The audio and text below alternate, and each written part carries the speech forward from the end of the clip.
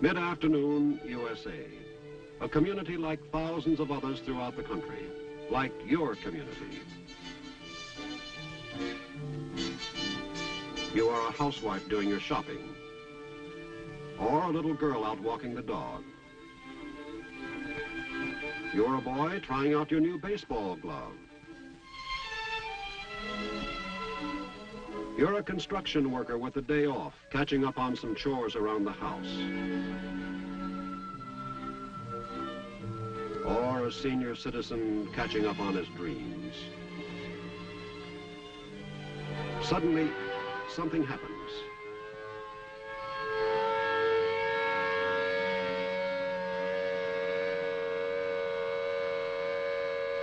Something that halts the normal routine of your day.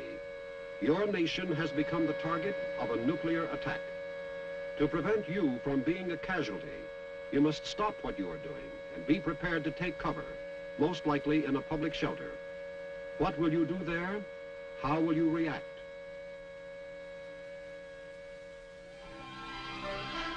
How will you adjust to the new and different way of life you will encounter living in a public shelter?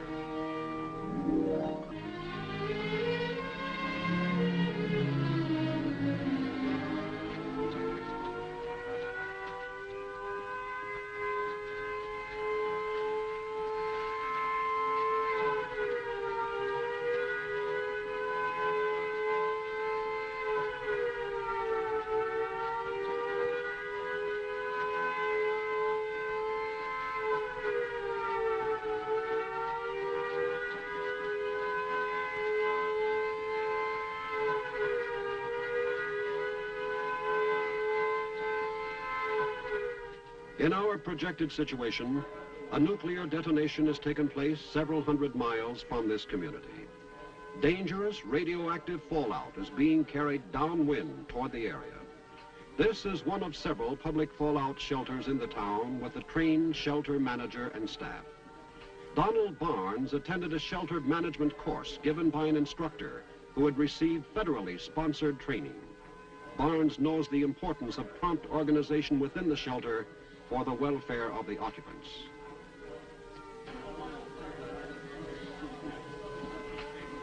In this shelter, each person is given a registration form which will indicate important data about the occupant. The form provides a ready means to determine the skills and capabilities of the occupants, which may be used in the various shelter functions. Not all shelters will be organized or operated in the same manner. Procedures will depend on the size of the shelter, its floor plan, facilities, supplies, and the availability of trained personnel.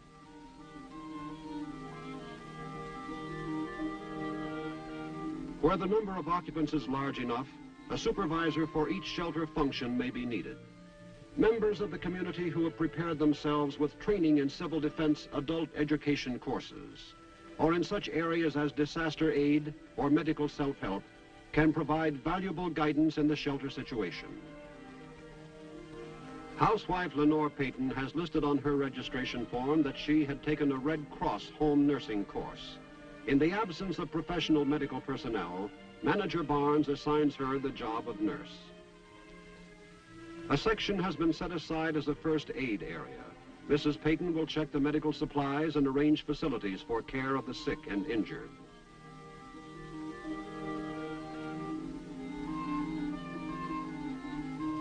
To Hal Benton, construction worker and former military policeman, goes the assignment of security and control, a necessary function in any situation where many people are confined in a limited area for a length of time. Seeking solace in this time of trial, office worker Bert Gaines finds in himself a native ability to comfort others, to bring them spiritual guidance and hope. The alert shelter manager is always on the watch for the emergent leader who can help to ease the burden of shelter living.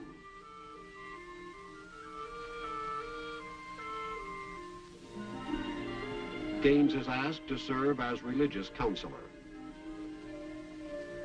Carrie Wilkins, cashier at a supermarket, is put in charge of vital food and water supplies. Mrs. Wilkins will keep a careful check on these provisions and their handling and distribution. This includes those provisions furnished by the federal government in shelters which meet certain basic requirements. In many shelters, these will be the only provisions available.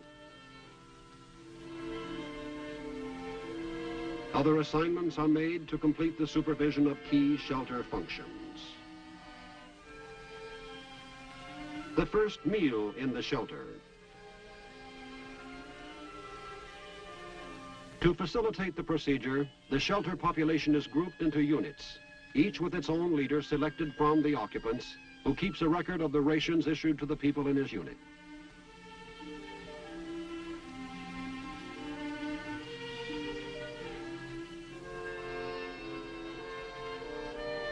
Water is stored on the basis of 3.5 gallons per person in the shelter.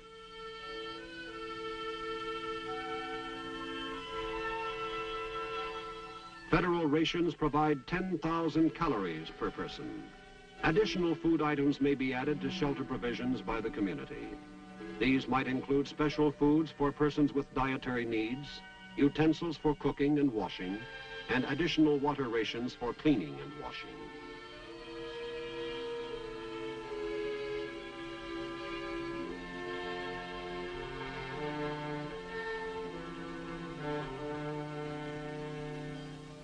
We're going to be in this shelter for an undetermined length of time. Now, this is a new and different experience for all of us. It will require understanding, tolerance, and cooperation on the part of all.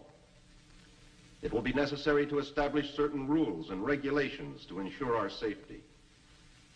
As your shelter manager, I urge you to observe them. Now, procedures have been set up for efficient shelter functions, and I would like to explain these to you. Number one, medical facilities. Early orientation of the occupants is vital, so that they will have some idea of what lies ahead. In his responsibility as shelter manager, Barnes' legal status and authority must be made clear to the occupants. Above all, he must have their confidence from the beginning if he is to do his job efficiently. He discusses with them the shelter staff and organization, the facilities available, operating procedures, the daily schedule. He emphasizes their dependence on one another in the shelter situation and the need for a helping hand. Questions are asked and answered as frankly as possible. No attempt is made to hide the seriousness of the situation, but the shelter manager uses his own discretion in seeing that the occupants are not needlessly upset. Health of the occupants is a major consideration. Anyone with a special medical condition is asked to notify the appointed nurse, who collects medications and keeps them in a central place. Sickness in the shelter can present a very serious problem, and preventive measures against illness are taken wherever possible. People in a stress situation often find comfort in religion. The religious counselor sees that everyone who seeks the consolation of his faith is given the opportunity for counsel, meditation, or prayer.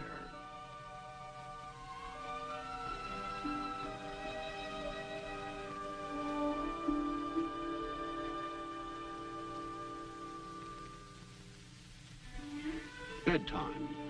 Planning by the community has provided enough cots for most of this shelter population. Not furnished by the federal government, cots and other comfort items are the responsibility of each community. Martin Krelo, operator of a hardware store, knows something about inventories and schedules and has been put in charge of sleeping arrangements. He prepares a sleeping schedule which will allow everyone in each group a chance to get some rest. The shelter is secured for the night. An ideal time for a smoke.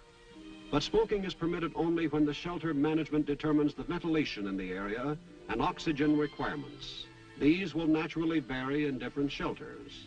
While most of the occupants sleep, an important part of shelter operations is to provide a constant watch for emergency and the unexpected. A night watch ensures continuous and safe operation. Around the clock, communications equipment is monitored for news of outside developments. Or instructions from the town Civil Defense Emergency Operations Center. Telephone could be operable where fallout was a hazard, but blast and heat effects were minimal.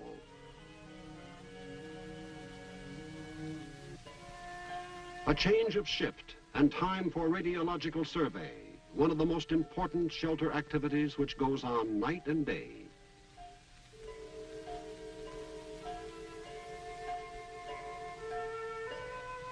The dosimeter is used to register the total radiation dose.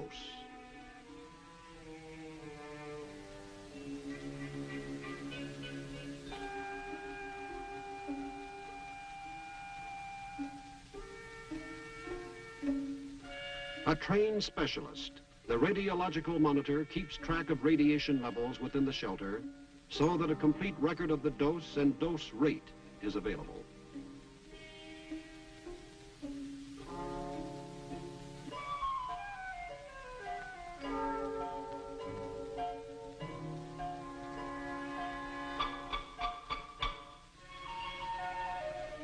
Morning, and the shelter routine settles down.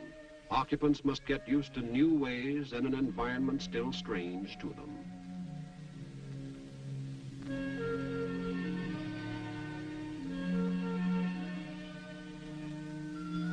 Chemical sanitation facilities. With many of the conveniences of personal care no longer available, cleanliness and personal hygiene become more important than ever. In the mass situation, every precaution must be taken against infection and disease. Various in-shelter programs, such as a demonstration on medical self-help, stimulate interest among the occupants and provide training in important shelter needs.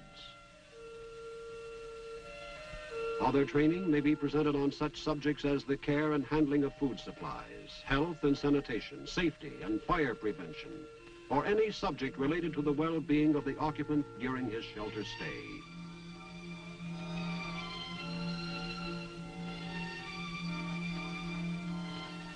We received the following message from the mayor of our town.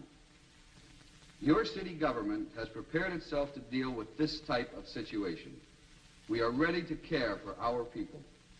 The radiation level in the community is still too high to undertake any outdoor activity. Remain in your shelters. We will keep you informed of local conditions. Again, let me emphasize the need of remaining in your shelter. One of the great needs of the shelter occupant is to know what is going on outside. An information vacuum is detrimental to morale. Shelter management is responsible for keeping the people informed. Messages from government authorities and news of outside conditions are conveyed to the occupants as often as possible. For their part, shelter occupants must begin thinking about their responsibility to aid in recovery when they return to their community. Rumors flourish more easily in the stress situation, and care will be taken by the shelter management that only accurate, clear, and concise information is presented. Recreational programs fill an urgent need to limber up muscles stiff from confinement in a small area, to provide mental relaxation.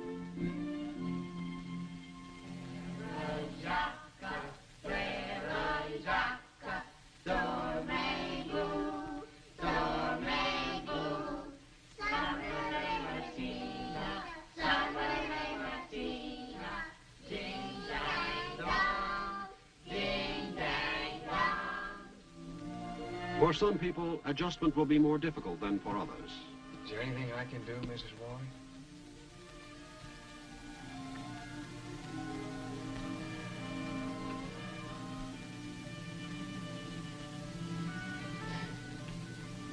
It's the not knowing that makes it so hard. Not knowing what's happened to them. Your family? My husband and my little boy. Mark's only 5. My husband took him down to the plant to show him the equipment. Oh, Mark's awfully good with his hands. My husband thinks he'll make a good machinist. When he grows up.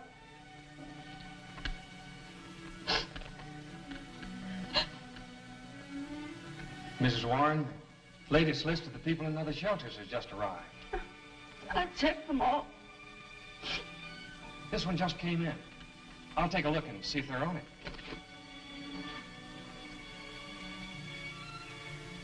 Is your husband's name Neil? No, Robert. In large cities, early receipt of such lists is unlikely, but every effort will be made to keep the shelter occupants informed. Here we are. Robert and Mark Warren. They're in the shelter at the factory. Let me see.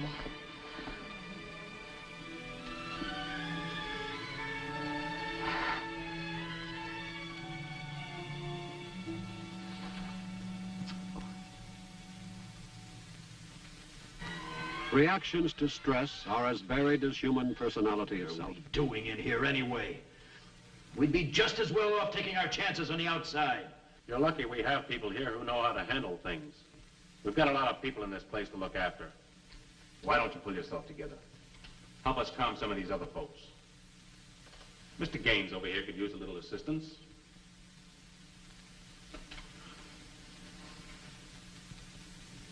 I just put the geraniums in last spring. They've done fine. The soil is real good. I've been building it up for years with compost. My wife used to say, even tin cans could grow in that soil the way I took care of it. What's going to happen to it now? Don't know what I would do without my garden. It's all I have. It's the government's fault. They got us into this. We pay taxes, and we have a right to expect them to prevent this sort of thing from happening. I know how you feel, but remember, we're the government. You and I and all the rest. And we didn't start this war, the enemy did. But we did provide shelters for our safety, just like this one.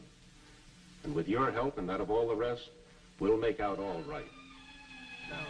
Resentment, anger, anxiety, grief.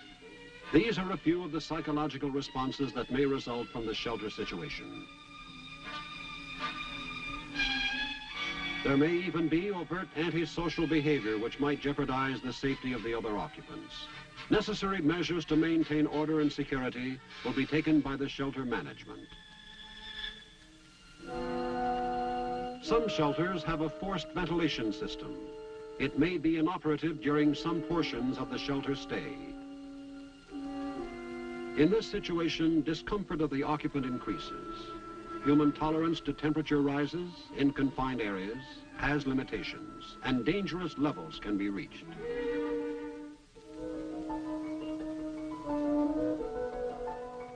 Depending on time, place, and population, shelters may be more crowded than the one you see here. Normal requirements are an average of 10 square feet of floor space per person.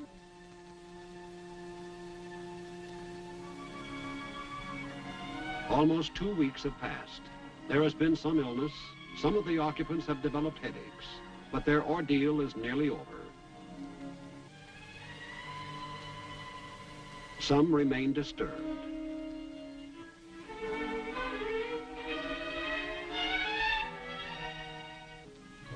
Others have accepted the situation. Occupants are thrown back on their individual resources to pass the time. There's a little white duck swimming in the water, a little white duck, and she knew she had a daughter. She swam out to the lily pad, so Mr. Frog, and he looked so sad. Oh. One question is foremost in their minds. How long will they have to remain in the shelter? The answer depends on several factors, primarily on the radiological situation in the area outside. The most important thing for the occupants to remember is, the longer the shelter wait, the less danger because fallout decays with time. The Emergency Operations Center authorities will decide when people should leave the shelter. It is a vital decision, and it is made only after the fullest possible information about the local situation has been obtained.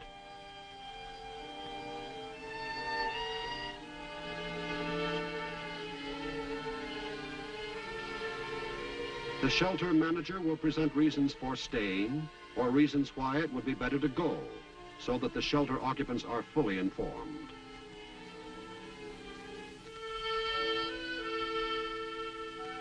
Periodic reports have confirmed that the radioactivity has been decaying steadily.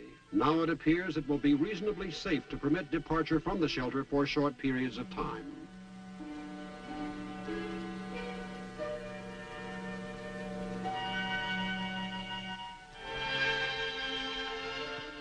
Plans are made for emergence. First, a group will be permitted to leave the shelter for rooms in the same area. Later, work details will be sent out to help restore normal community functions. Finally, there will be permanent emergence.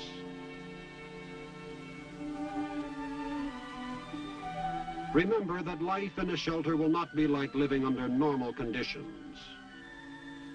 Suppose, in our story, there had been no shelter, no plan, no organization, no trained personnel.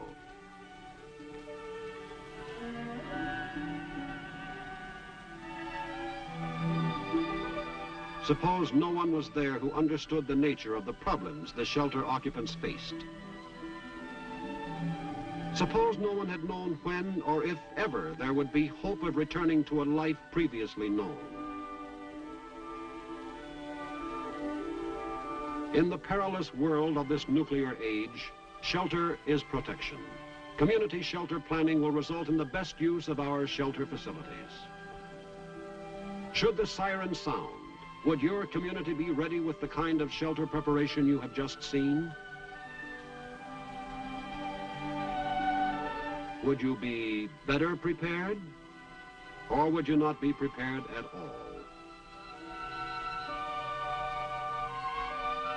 Shelter living will be what you, the community, make it, what you have provided for.